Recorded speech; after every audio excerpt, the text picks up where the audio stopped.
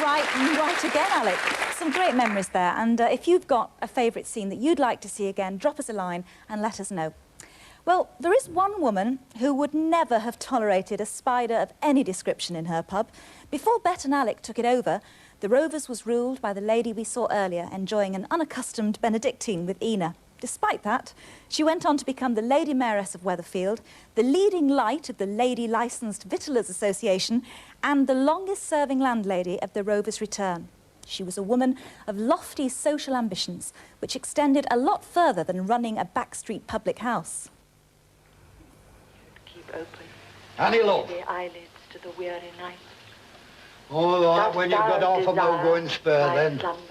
I'm well aware of your Philistine tendencies, Jack, but surely, even if the magic of the bard eludes you, you can appreciate Dame Peggy Ashcroft's diction. There isn't an orator born who can approach one of her vowels on an equal footing. One of her what? Vowels, A-E-I-O-U. Is there out in Shakespeare about working in shirt-sleeve order? You know, Jack, there are many questions that are not worth answering, but the great proportion of yours are not even worth asking. Hey, you look right cracking in that, Mrs. Walker. It is customary to kneel. Some people get right into the part, don't they? Well, she's been rehearsing all her life. You can't rehearse majesty, Mr. Tetlock. It's either something you've got or you haven't. Your husband came in this morning. Well, really, this afternoon. Yes, I sent him as a favour. As a favour? Too many favours like that and I'd be out of business. He went out of his way to upset and offend the customers, and he smeared the tables, smeared them with a floor cloth.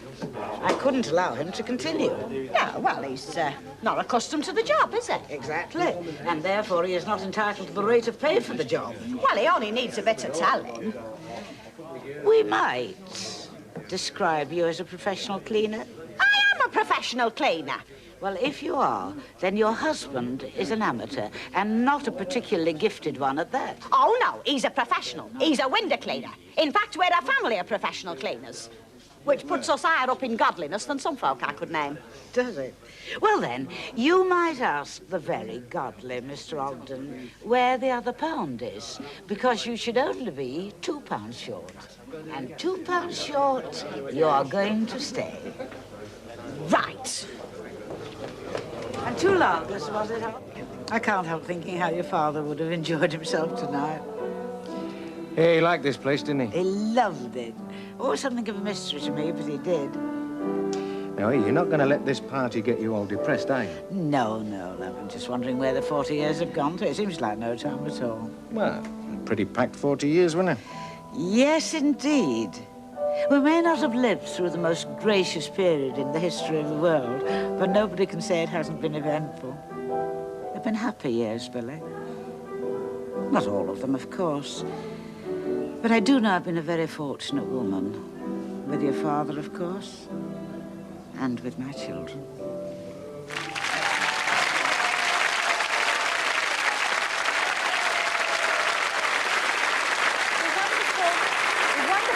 Walker, reminiscing on her 40th anniversary at the Rovers with son Billy. And there's a chance to do exactly the same again now, because tonight they're back together with her screen son, Ken Farringdon. Please welcome Doris Speed.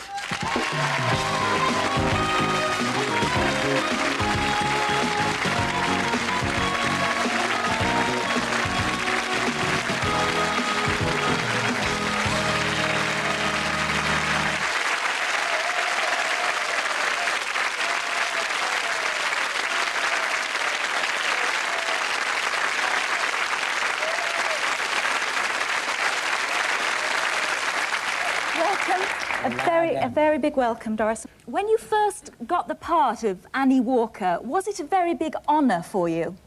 No, because, you see, I'd been connected with the theatre since I was born, really. And, actually, when I was 5, I had a scene with Napoleon. The Napoleon. And I played his son, and he made me the King of Rome, which was pretty good for a 5-year-old. And then, when that finished, I went into the pantomime, and those were my first personal appearances. So, Doris, having played such regal roles, getting the part of Annie Walker mustn't have been such an honour for you. Oh, indeed not, dear. No. By that time, I was well over 5. I was more for the classics when I could get them. I'm sure. Well, Ken, I mean, you and Doris were always very good friends, and you used to do some quite strange things to help her out. Oh, she used to... We all, in the rehearsal room, we all had our own little space, and Doris used to be by the windowsill, and she'd get in the mornings and do her makeup. And then one day I went over and she said, are